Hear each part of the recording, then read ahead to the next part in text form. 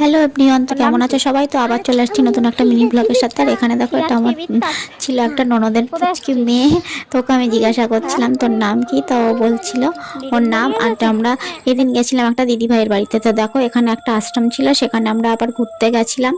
দেন আর আমার যা গেছিলাম আর এক জায়গায় ঘুরতে। সেখানে গিয়ে দেখি আমার আর একটা ননদের মেয়ে এসছে। তো এখানে ছুটকিকে নিয়ে আমরা গল্প করছিলাম।